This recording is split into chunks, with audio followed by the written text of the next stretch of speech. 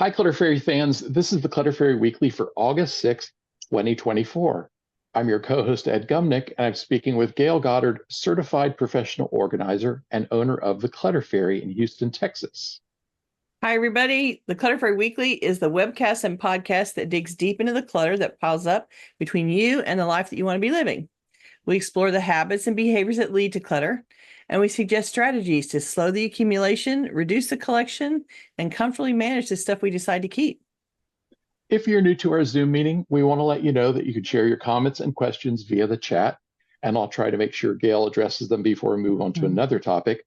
You can also use the raise hand feature if you'd like to ask a question or make a comment yourself via audio or video. And we are streaming the webcast live on Facebook, so you can also ask your questions and make comments there as well, and I'll relay them to Gayle. We're going to start by recapping last week's Weekly Tittle, which was called Just in Case of What? The assignment was to evaluate an item or collection you've been keeping just in case. Let's hear from our participants in Zoom and on Facebook who challenged themselves on a just in case item this week. Please let us know in the comments. I did not find any Tittle reports this week through the usual channels. So while we wait for our live audience to get a chance to chime in, Gayle, why don't you give us an update on the status of your preparations for moving? Oh, joy. Moving is so much fun. We have reached this stage now where I have dismantled enough stuff in the house that the house looks really chaotic to me. We've probably got about 50 boxes packed, I'm going to guess. And I have half the bead room is packed up, and I've gotten through most of the books, and most of the books have gone out. I'm down to 3 boxes of books packed, as opposed to probably 10 or 15 bags of books that are going to go to the Better World Books kiosk. Nice. It was a good ratio of keep to toss there. And it was interesting because I had a whole bunch of like Star Trek fan fiction that I read back in the day. And I was looking at that and thinking, yeah, that was an identity that I was focused on at the time that, yeah, I don't need to keep those books. I can, if I want to read, if I want to watch Star Trek or read Star Trek, I can go find something to read, and I don't need to keep the books. But there was the period that was sort of pre, reader device. It was pre, reading on the phone. It was before all that technology evolved, and I had a lot of paperbacks that I would buy the series and read through the series because I was a big reader. And so I did it all in paperback books instead of in the vehicles that we all use today that are mostly electronic. And so I still had those collections. And that was one of the things that went out. My friends came over on Sunday again and helped me pack. And so we focused on the bead room this past weekend. And yeah, the weekends are wearing me out. I spent Saturday working in my office and working in my bedroom, and then we spent Sunday working in the bead room. And there's 3 of us, and we got about 15 boxes packed in the bead room. So it's slower in there because everything is small, can escape, and is breakable. And so we have to pay more attention to packing it.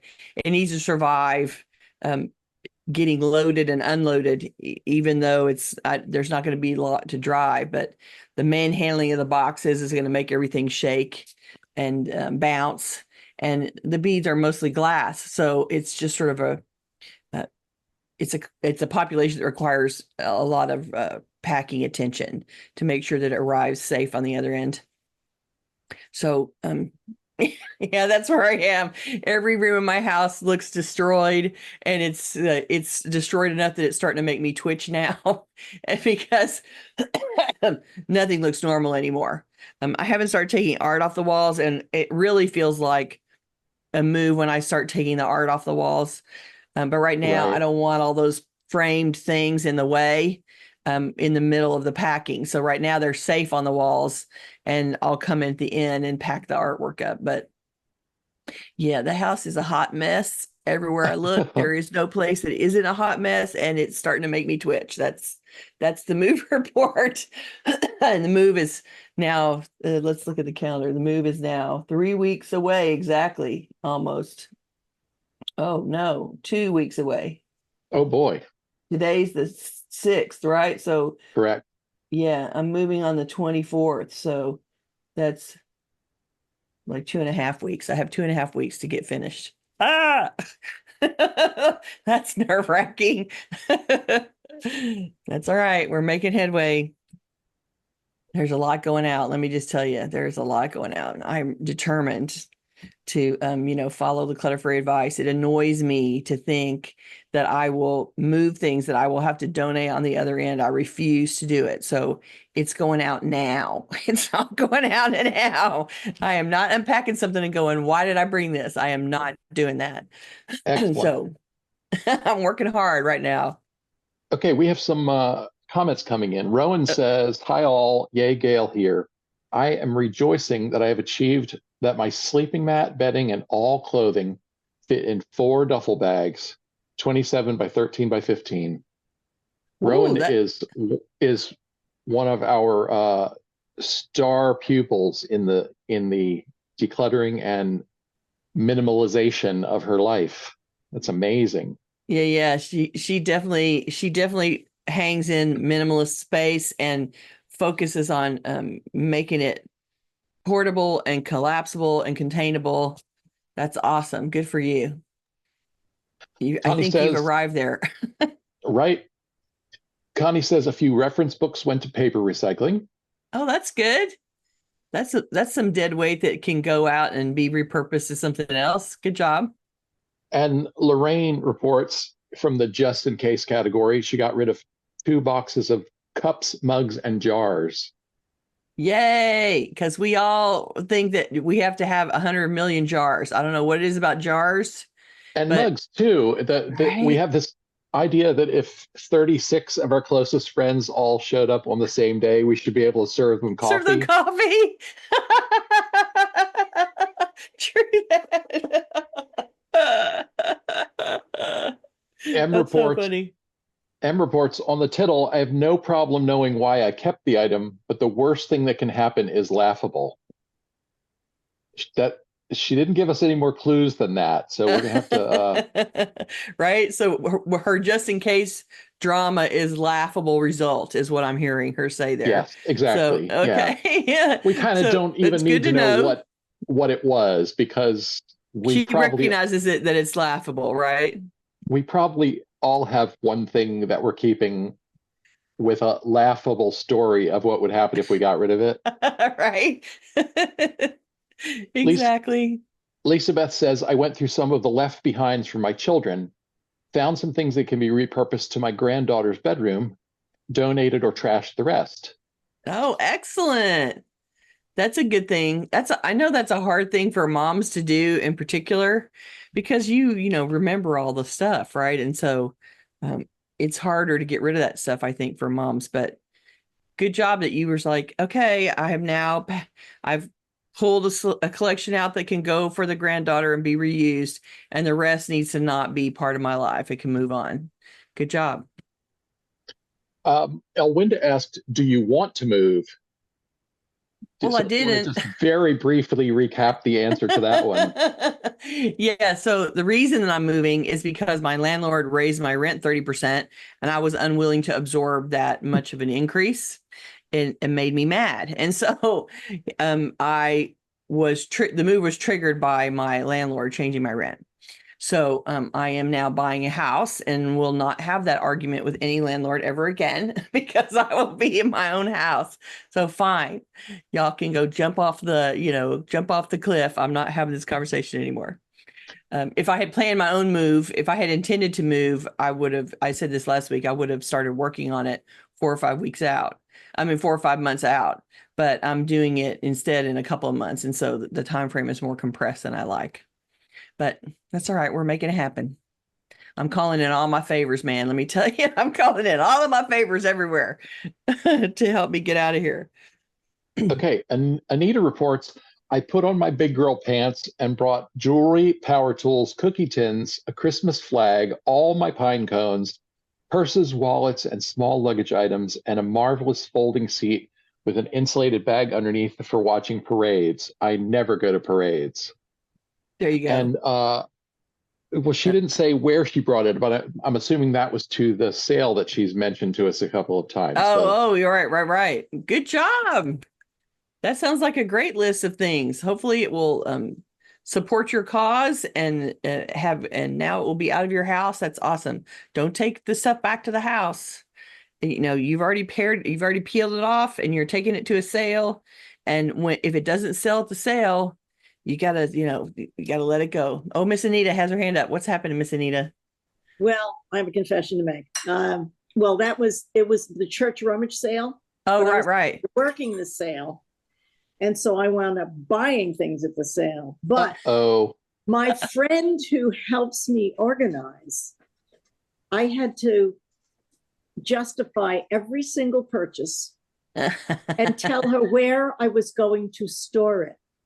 So I got very small, very flat things. So it wasn't so bad. I didn't get anything big.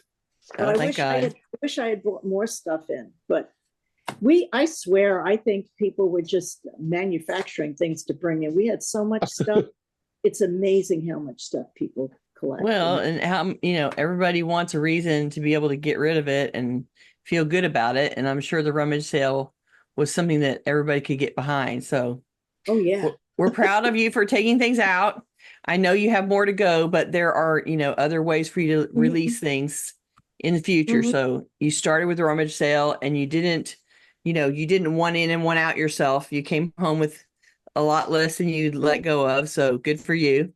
That's the goal always. And, we'll hope that you keep releasing. That's all we're hoping for you, is that you can keep shedding so that you don't feel so overburdened in your house. And that's what we're holding the space for you about. Thanks, Anita. And congratulations on having a great accountability partner. Right. Yeah. Thanks to the organized friend who was like, oh, I don't think so. You need to explain that to me. Good job. Tell her I said she was a Clutter Fairy minion for the day. CJ says, yeah, I evaluated a lot of stuff in storage areas that I have never needed just in case for years. I took 2 construction-sized garbage bags of stuff in the trash, all too damaged to be any good anymore.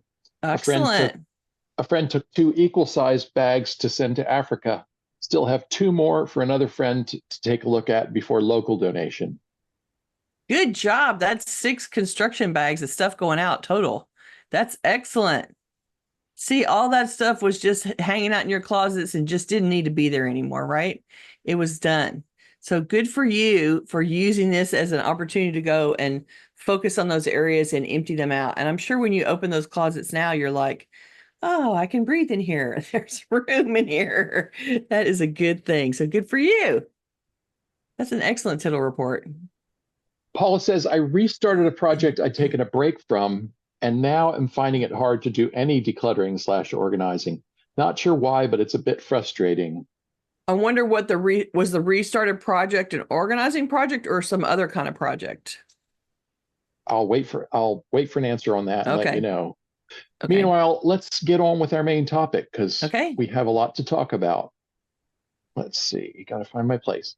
Sometimes our emotions about certain stuff get muddled up with our sense of who we used to be, who we are, or who we hope to be someday.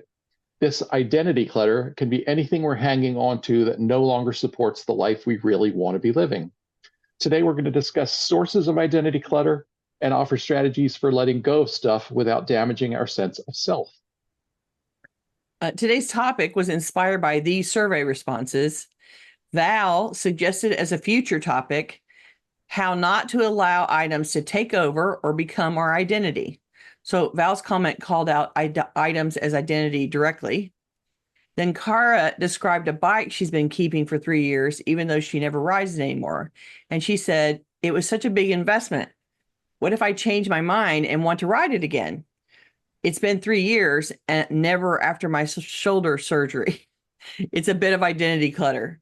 So Cara called it out too.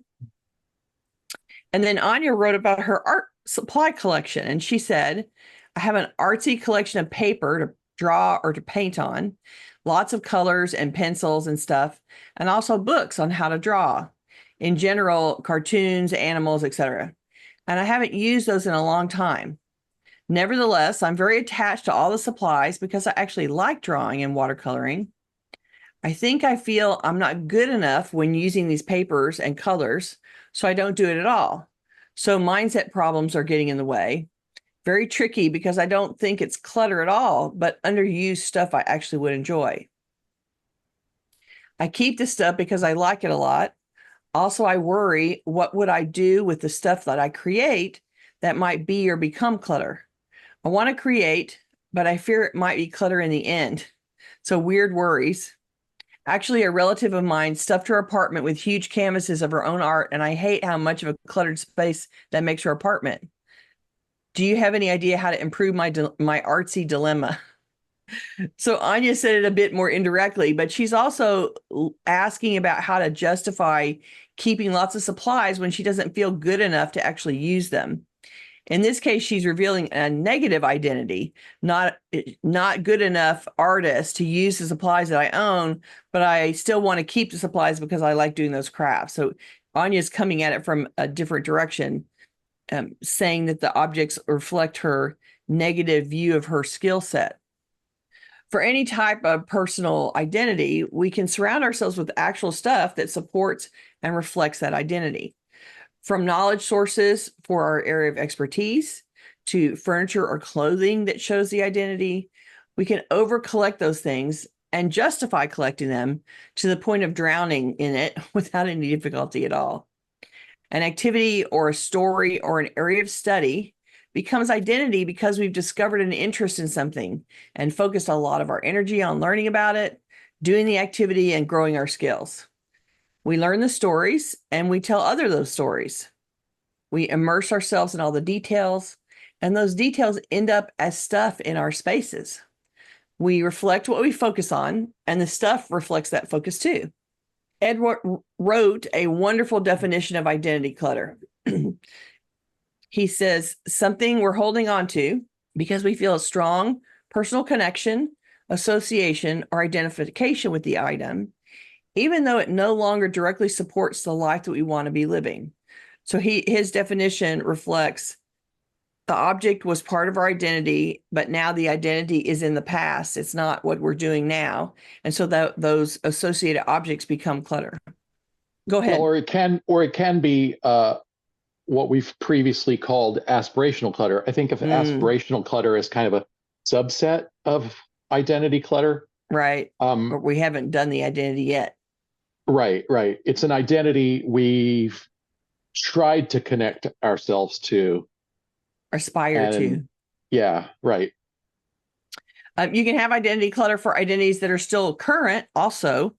Things that you are actively doing right now also generate clutter because your focus is there and you're attracted to things that reflect that focus. You can edit those collections now too, even though your area of expertise is still an active focus. There are so many sources of identity clutter, so let's walk through that list. First up is family history. For those who strongly identify with their family heritage, those people inherit and hold on to heirlooms, genealogical artifacts, and photos. If part of your identity is pride in and love of your family line, then you'll likely be keeping all of those inherited things that come from all of the parents and grandparents and great-grandparents and the objects that have come down. What's interesting to me is that identity beats out whether the person actually likes the furniture or the artwork of the object. These people keep the object whether they like it personally or not. Most of the time, the objects are not in the styles or colors that are actually the person's personal preference, but the objects stay anyway, only because they're tied to a family history. So I have those conversations with clients a lot about, this was my grandmother's table. Okay. It's too big for your house. It's not a color that you like, but it was my grandmother's. I get it, but it's not functioning for you, even though it is part of your family history. And people feel very attached to those objects, sometimes because they have memories of them, like they remember the table, sitting around the table in grandma's house. They have life experiences that reflect interacting with that object, and so the object feels more tied to them and richer. But they also have that same kind of response for things that they never interacted with, that, it came from grandma, but grandma got it from her grandma, and so it's just rolled down, and they didn't have any personal experience of the object. It just has a story attached to it. This is great great great grandma's fill in the blank, and therefore it's part of our family and it should stay. And my conversation when I'm working with clients around that is always, it was useful to your great great great great grandmother, and you may or may not remember interacting with it, but is it actually useful for you now? And does that help you have your space in a way that you prefer? Can your family actually use it? Or is it time for it to go and be part of somebody else's family? And sometimes people can go there with me and sometimes they can't. It just depends on how strongly attached they are to their sense of genealogy around stuff. Catherine has a great comment. Hi to Catherine, who we haven't seen here for a while. She says, so many people are paying monthly storage fees for heirlooms they never personally liked to begin with. Exactly. And I get paid a lot, often, to go and empty the storeroom and try to sell the stuff. And I did that with years ago, probably 15 years ago, really early on in my business. Someone hired me to empty the storage unit that they've been paying storage fees for like 15 years. And then because they thought they were all valuable antiques and they were going to make a lot of money. And then, of course, in the open market, they didn't make a lot of money. And the fees that the money that she got from the furniture didn't cover the money that it cost me to manage it, make the listings, meet the people. I basically acted as her agent in order to sell the objects. And the money that she put into having me do that for her, the furniture didn't cover the expense.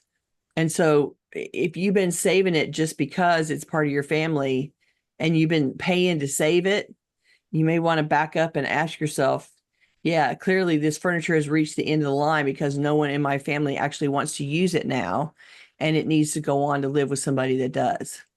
As I recall, that client was spending something in the thousands of dollars a month for storage space, right? Mm-hmm. So yeah, it was not cheap. Even though sale of all that stuff may not have offset your immediate cost of helping her get rid of it all, she came out ahead in the long term on what she didn't have to keep shelling out for the storage space. Right. Yeah. Well, she was already 15 years down in, burnt storage fees for sure. Right. And truthfully, it ends up in storage for 15 years because it feels so emotionally fraught. People don't want to face it.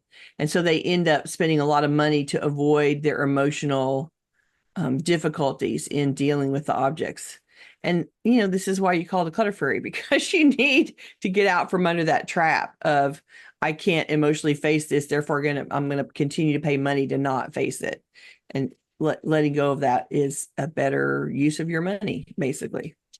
Another source of identity clutter is our own personal history, all the various previous versions of ourselves and the stuff that went with them, all the successful things that we strive for and accomplished. These can all generate things that reflect that achievement back to us. The older we get, the longer that list of previous versions of ourselves gets. So, for instance, think about, you have past educational achievements. You got your diploma, you graduated from college, you got an MBA, you got a PhD. There's all kinds of educational milestones and markers that people strive for and achieve that come with supporting objects, supporting stuff that ends up in your space. Past careers and jobs. I still have my original frame CPA certificate. It's not valid anymore. I turned it in so that, because I can't practice as a CPA. So officially that certificate is not valid, but I still have it. It was part of my life for 25 years. Awards and trophies, no telling what you got an award or a trophy for. I have a glass, a decorative glass thing for the Founders Award that I won. And it's really important for me. Luckily, winning the Founders Award came with one object, and that was it. I don't have a whole bunch of stuff around that. So it's my one thing that I've kept. Past relationships. Past relationships generate a lot of stuff, and including deceased pets. I have a wall of deceased cats photos. There's 6 photos so far of cats I have owned and loved that have passed on. And I hung them in an obscure place, but it's still a version of my life that I shared my time with these animals. So aside from animals, there's also lots of stuff in people's houses from past relationships. And I will tell you, I take great delight in helping people get rid of, oh, I'm not in that relationship anymore, and this person made me feel terrible at the end, and we broke up, and here's all this stuff from that person. I'm like, oh, it's out. It's going out. You don't need to live with that bad juju anymore. So it's one of the things that I take great delight in, is holding people's hand and letting them let go of stuff that makes them remember a relationship that ended badly. Always a good thing. Gifts from people that are no longer a part of our lives. And this is Ed thought up this one because he was referencing it as we were talking earlier today. You want to tell that story? Yeah, I've told it here many times, but the first time the first time Gayle ever visited my house, when I was considering hiring her to help me downsize before I move, I had a needlepoint or cross stitch. I don't know what exactly it was. I think it was a cross stitch piece, right? Crafty thing, yes. A crafty thing that a girl that I was sweet on in college had made for me. And I'd been dragging it around since college, which at that point was about 20 years or so in the past. And what was the picture? I don't remember. Was it a saying, or was it was some kind of saying? Yeah, I don't even remember what it said. Yeah, me neither. And it had some little hearts and things. And Gayle said, "Tell me about that." And I told her where it had come from, and she said, she asked, "Can I give you some feedback?" And I said, "Sure." And she said, "This may have been who you were at one point, but it doesn't seem like it is anymore. And you've more than honored the gift. And I think you could let it go now." And so I did. And I never regretted it. I gave it away. I threw it in a garage sale box. And then I ended up giving it away to a friend who came to help with the garage sale, who loved it. There you go. And so it really, killed 2 birds with one stone, got rid of a thing that I'd felt obligated to hold on to, and gave it a new life for someone who could be excited about it right now, because I had stopped being excited about it long ago, but right, held on to that kind of conventional idea that, oh, somebody gives you this gift that they put a lot of work into, you have to keep it forever. I no longer subscribe to that belief. Right. And you had kept it for probably 10 or 15 years at that point. Like you 20. College was 20 years in the past by the time you and I were clearing out that house. That's true. So you had hung it up, you had honored it. It had been in all the places that you lived up to that point.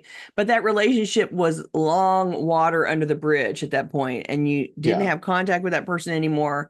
And there wasn't anything about that relationship that reflected who you were in that moment, which is why it was like, it just sort of jumped out at me as I looked at it. It was like, that is so not who he is right now. Like that doesn't have nothing to do with where Ed's standing in the moment. And so it was a very good example of, you don't have to have this anymore. You can let this one go. Walpole, great comment from CJ. CJ says, "A lot of the stuff we let go of was inherited from my late in-laws that we simply stored and held on to in order to postpone dealing with our emotions." Yeah. All stuff that they didn't even really want or care about and of no use to us. Certainly wasn't going to be of any use to anyone sitting in boxes in our storage areas. Right, exactly. And that is true when you're dealing with the inherited stuff of an estate for someone that is died, that is really important to you, and you're suffering from that grief and loss. Facing the objects can be super, super high mountain to climb. It's a lot to climb over. Which is why I tell people when they're dealing with stuff in grief, putting things in storage for a year or two is not it's worth it for your mental health. You can't usually deal with it right in the beginning anyway because you're so upset, and you can't make good decisions, and you make decisions under duress in that moment. So it's better to let a little bit of time go by, but not be waiting for 10 or 15 years is way too long. Then you spent way too much money to keep the things and to avoid the processing. And so I totally understand if you're inheriting things and you're dealing with grief, it's going to take a little bit to face, but don't let it go too long, and don't spend a bunch of your hard-earned money on avoiding a feeling. Get some people in that can support you, get an organizer in that can help you. Call in your markers and your close friends to help you process, and face that loss and face that fear and go get that stuff out of there. The end. Okay, so there's also identity clutter around the kids who have left the nest, those children that have moved on and grown up and moved on to their adult lives, and you are left with a bunch of things that are related to being a mom, being a dad, and having all of those kid objects still in your house. I see it a lot where the kids' bedrooms are still like they were when the kids went off to college. They still are the same. Nobody ever has come and unwound it. The kids have moved out to college, or they've moved past college out to their first apartment, onto jobs, and started their life. And there's this homage to their childhood at home in the parents' house. It's like, I get it. You love your kids. And the fact that you dismantle their bedroom does not change the fact that you are their parent and they are your child.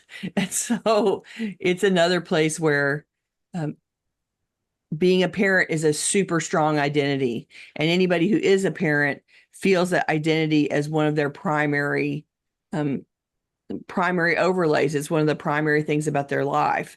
And so I get why it's upfront for you, and it's permanent. Like, you're permanently a parent. You don't ever stop being a parent. So even people that want to put that behind them, that you're never not going to have kids, right? So it is a permanent assignment, as opposed to other things like, if you have an identity from your job, you will not 100% do that job for the rest of your life. There'll be a time when you retire and stop being that person, that person that does that job. And so parenting, you never surrender, but you don't have to have, a shrine to your kid's life in your house with all their stuff that they're not interacting with anymore. They're not going to take with them anymore. And they're not going to use. Time to dismantle. That's what I'm going to say. And, people often call me to help do that. It's like, I want to reclaim this room. I want to turn it into a craft room. I want to turn it into an exercise room. And I need help getting through my kids' stuff so that I can empty it and make it into something else. And I get it why it's hard, but it's a good place to say, dismantling or letting go of some of this stuff related to my kids does not change the fact that I'm a parent until forever. And so that identity is the one that you at least have to worry about losing, because you're not going to ever stop being that parent 100%. There's a lot of stuff that accumulates around your past hobbies or other projects you've worked on, maybe some fitness, get fit efforts that you've made where you've bought equipment or worked with stuff for part of your life. And so if you were somebody that had the mountain bike and you went biking all the time as your exercise, you get to a certain age and then maybe you don't feel comfortable or safe doing that anymore. And so it becomes a part of your past. And we all have hobbies we've tried, projects that we brought to completion. In particular, I'm thinking of decorating the house project or a wedding. everybody at some point in their life has to participate in planning a wedding, in whatever capacity you're part of that party, that wedding party. And planning a wedding is such an undertaking. It's such a big party and it requires so much work. And then the wedding happens and the day goes by, and the next day all of your work is meaningless because the event has happened. And yet people struggle to let go of all of the paraphernalia that went with it. It was all so important rolling up to the event. Letting go of it on the back end is super hard. I once took out 2 really large boxes of table centerpieces. They were glass with sand and shells in them, and they had been made for a beach themed wedding. And there was, probably the box probably contained 100 pieces total. And the mother of the bride brought the table pieces home at the end in these boxes, and the boxes went into their bedroom and stood against a wall, creating a walking path interference. And then they sat there for a decade while the bride went on to have children and, they had their own life, rolling time going by. And still those jars and vases were taking up space in the mother's bedroom. So that was when it was like, yeah, you don't really need to keep these. Like, nobody's going to want to take those from you. They're going to plan their own wedding and do their own thing. Like, we need to unwind all this and get it out of your house. And the husband was because it was on his side of the room. So he was so relieved when I took those boxes out for donation. And he was like, oh, this is so awesome. I can walk down the side of my bed so much easier now. I can open this dresser drawer. Excellent. You end up with, your old identities, attachments, banking up against the wall and out of the way as they get discarded or unused. Another source of identity clutter is our imagination about what our lives could be. There's no end to the examples that could go into this category. This is what shopping with no actual plan to execute looks like. Our imagination can justify buying and keeping anything in pursuit of a dream, even if we haven't ever started the dream. So anything that supports ambitious fitness or weight loss goals, books we've had for years but never read, that's just in our imagination. We're going to read them someday. Kitchen equipment for recipes and techniques we've never tried. Recipes and cookbooks, that's the definition of maybe I might make that someday, right? That's what a recipe book is. Arts and craft supplies, tools and reference materials.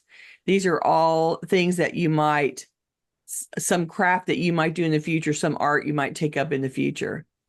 Tools and hardware and DIY stuff, because you're going to redo the bedroom, you're going to paint the hallway, you're going to tear out that wall, all those interior design and fixer up kind of projects that you think you're going to do. And you end up buying things in support of that and then never actually executing. So there's a lot of our imagination, imagining our future self, imagining projects, improvements, changes that we're going to make in the future. And then we hold stuff against that possibility. And I'm always going to be like, you've been holding it for 5 years and it hasn't happened. So could you let this go for now? And then if it actually comes around, then you can go buy some stuff that goes with that object, with that imagination. I think we all like to shop, and we are all, addicted to shopping. That's the drill. And it always seems like the first step in any endeavor. You have the idea, I'm going to go do this. Therefore, I need to go buy some stuff to go with that idea. And I would say, let's not do that. Let's have the idea and sit with it for a while and do some planning around it and write about it and make a to-do list and think about what kinds of things that we need to learn and train in order to accomplish it. And after you've made all those lists and done all that research, then you can think about, okay, did my imagination of this project survive all of my planning? Do I still want to do this? Or have I decided, yeah, that sounds too hard, or I'm not interested in going there, or that doesn't sound like fun to me after all? See if your vision of what could be can survive planning for it. And if it does, then you can go shopping. but give yourself, a few weeks of research and planning before you try to go get the objects, because we want to make sure that you're going to go from buying stuff to execution of the plan and actually getting into the craft or doing the exercise or trying the recipe, all that kind of stuff. So we can imagine and then retain clutter for all kinds of things. And I think we need to put a little break between our great idea and executing the idea and shopping for stuff in the middle. So let's talk about Anya's dilemma specifically. The crafty room. My take on Anya's was, you like to do the craft, and so keep the supplies, be open to the idea that as you use them, there are some you're going to like better than others. They're going to be, you may decide at some point drawing beats watercolor or watercolor beats drawing, or so be open to the idea that you can cull the stuff that isn't quite right for you. Discard the idea that you have to be great at it. Absolutely. If you have fun doing it, that's good enough reason. Because being artistic and pursuing crafting, the joy isn't just in the finished piece. The joy is in the experience of doing the craft, right? Like, we are not all Michelangelo. No one is out there becoming the next great whatever at their craft. We're learning and we're growing and we're getting better at it, but the pursuit and the interaction and the actual doing of it is what brings us peace, because we're focusing on that, working on that craft and not thinking about the rest of our problems. And we're enjoying exercising that artistic muscle and what it's like to think about color and think about design and think about, process. And creation is a exercise that is stress relieving in itself. And so it isn't that you have to do the watercolor and the drawing and end up with a perfect picture at the end, and that's the only justification for doing it. The justification is you want to experience crafting, you want to experience doing some kind of drawing and art, watercoloring, and you want to have that experience. And so the goal isn't to get the best picture at the end. The goal is for you to experience the craft that feels rewarding to you and feels like it's calling to you and feels like it's fun and stress relieving for you. Like the goals is the experience and how you feel about the experience. The goal isn't the perfect finished picture. So don't listen to that voice of yours that says that you're not good enough to use the paper, because hell no, that is not true. You are absolutely good enough to use the paper, and you should use the paper, because if you don't let yourself have fun, then you're not getting the experience out of being the creative person that you are craving. And so reward yourself with the ability to be that creative person, and B, don't worry about the output. If you don't like the output, so what? You can, recycle the paper. It's not that big of a deal to go, yeah, that was me having fun and it didn't end up with a great result, but I still enjoyed the process. I still was learning technique. I was still experimenting with color. I was still having the experience of having a brush or an ink pen or a pencil in my hand, and what that was like. And you're having that kinesthetic experience and learning about yourself and learning about technique, and all of that is feeding you in a way that is important. And the end result is an experiment. And any artist that does that full time will tell you, yeah, you don't get it right all the time. You don't get it right straight out of the bat. You have to throw things around, and some of it doesn't work. And that's the nature of creativity. It's not a straight line to perfection all the time, nor should it be. That is totally not the goal. And I would say as you get better, you'll like it more. I would say it's not a straight line to perfection almost any of the time. Right? Yeah, that's just not right. And so, sure, people that are famous artists can experiment more and get better results than the rest of us. But they're still doing experimentation, and you're seeing what they consider to be a successful finished product, and you have no idea what they wasted on the way there. You have no idea what's back in their studio that got done and trashed and experimented on and thrown out and painted over and reused and whatever. Like, they're not restricting their use to being sure that the end result is perfect. They're in there throwing paint around and throwing, canvas around and making use of it to experiment and grow, and then end up, 14 canvases later with the picture that they wanted. And so no need to tell yourself you're not good enough.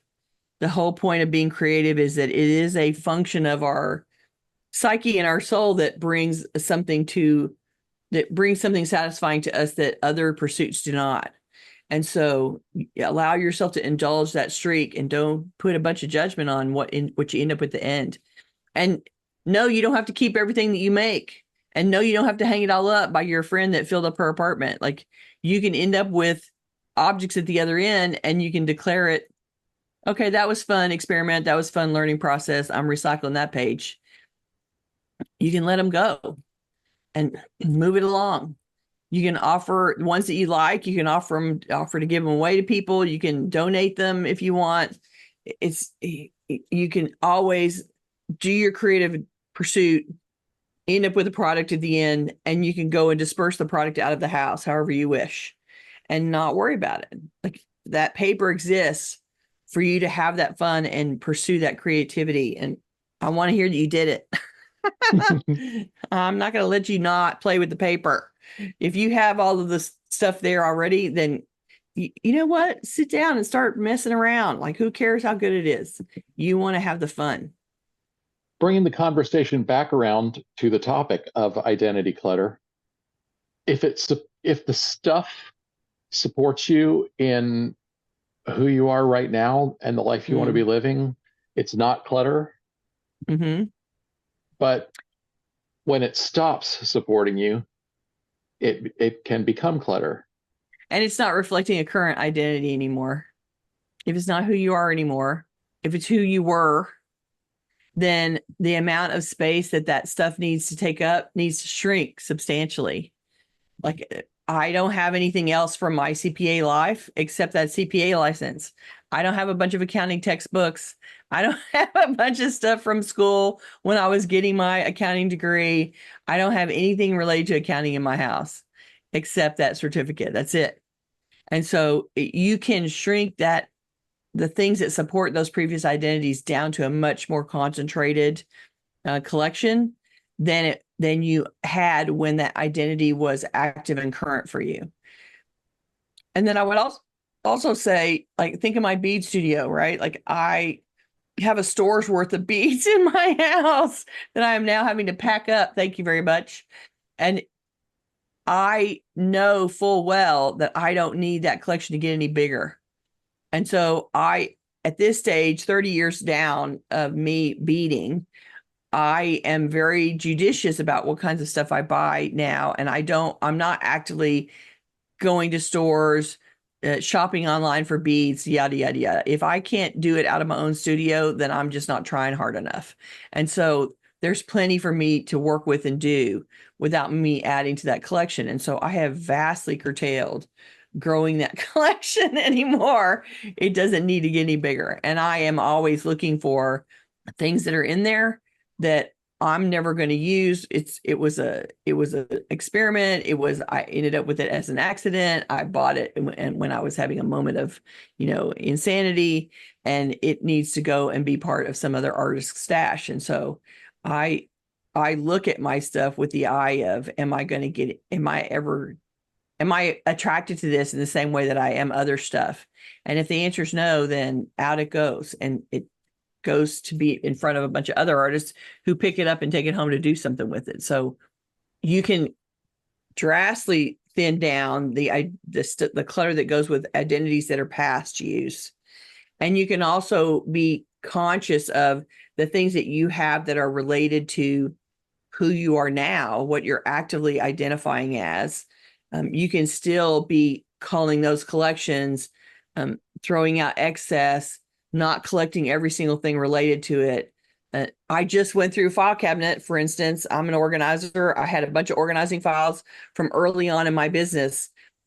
Here I had cut out magazine articles about organizing, and I had big file folders full of stuff.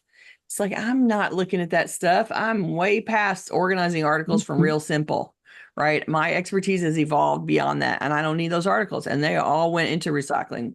3 big chunky files of paperwork that made sense in year 2 that made absolutely no sense in year 17. So out they went. And I'm thinning the load down for my current identity. And I totally identify as the Clutter Fairy right now. That is who I am 100%. And it's my brand, and I have a place out in the marketplace based on that. And it's who I am. But I am letting go of stuff that isn't going to serve me in the moment anymore. I don't need to drag along everything that I touched as an organizer along the way. Well, and see, I think that's a really great example of what we're trying to get people to think about. You only have so much space in your house, and so you're going to have to find some kind of balance among the stuff that helped define who you used to be and the stuff that might define who you could become someday, and most important, the life you're trying to live right now in the present. Yes. And if somebody picked you up out of your house and left everything behind and set you down in a brand new place, in a new house, you have none of your stuff, you would have very little trouble picking up the mantle of being the Clutter Fairy without any of that stuff, without any of the stuff that has ever supported that effort. You would still be the Clutter Fairy. Right. And I could still go in somebody's house and work, and I could still get on the podcast and talk. And yeah, 100%. 100%. Yeah. Yeah. I'm looking at like there's there's 2 shelves of organizing books right there. And I'm like, yeah, I haven't opened those in forever. I'll bet there's some new NAPO member just starting out who would love to read all that stuff. Yeah, 100%. It's like, I don't need that anymore. Okay, we're just about out of time. So I'm yes, we are. going to mention that we will be back next week, August 13th at the usual time. We haven't picked out a topic yet, so watch your email for an announcement. Gayle, why don't you give us the tittle? This week's tittle is Identity Clutter Challenge. This week's assignment is to evaluate a possible item of identity clutter in your home. Identify 1 or more items that might reasonably be classified as identity clutter. Something you're holding on to because you feel strong personal connection, association, or identification with the item, even though it no longer directly supports the life you want to be living. Ask yourself the following questions about each item you selected. Does this item reflect who you are in your life right now? Or is it only an artifact of the person that you used to be? Is this the best example among the things that represent this aspect of yourself? Or do you have something else that better reflects this part of your life? Do you need the item itself to remember and honor the personal history or the identity it represents? How might you continue to honor and remember the aspect of yourself that this item represents, even if you let it go? Now reflect on your answers for a few days, and then consider whether you're still committed to keeping the item in question, and go through that process and come back and tell us how it went. Let us know how you process some of your clutter associated with your identities, and if you're able to let go of some of them. This one's really challenging, but I know that the people who watch and listen are struggling with too much stuff in their spaces. And so this tittle is asking you to ask yourself some hard questions. Here's a great place to leave it. Rowan has shared a quote from Joseph Campbell. You must give up the life you planned in order to have the life that is waiting for you. Oh, that's a good one. That's a really good one. Give up the life you planned in order to have the life that's waiting for you. And how many of us have had that experience, right? Like, we thought our life was going to be a certain way, and we had a plan, and the plan did not go according to how we wrote it. I'm sure no one can relate to that at all, right? I'll also quote John Lennon, who said, "Life is what happens to you while you're busy making other plans." Right, exactly. Thanks, All Rowan. right. Thanks for that quote. If you're watching this on YouTube, we would love for you to join us live. To get notifications about upcoming events, we invite you to join the meetup group by visiting cfhou.com/meetup. You can also follow us on Facebook by visiting cfhou.com/Facebook, or join our mailing list by visiting cfhou.com/subscribe. We love to hear from you, so please keep your questions, comments, and topic suggestions coming on YouTube, Facebook, or anywhere that you find us. You can always reach us through the website at clutterfairyhouston.com.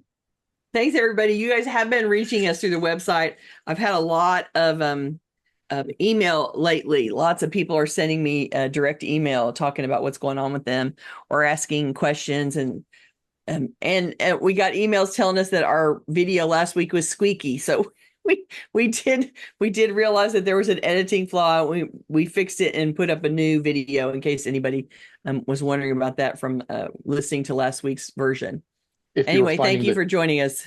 If you were finding the chipmunk versions of us too hard to listen to, it was very embarrassing to listen to myself squeak at such a high pitch.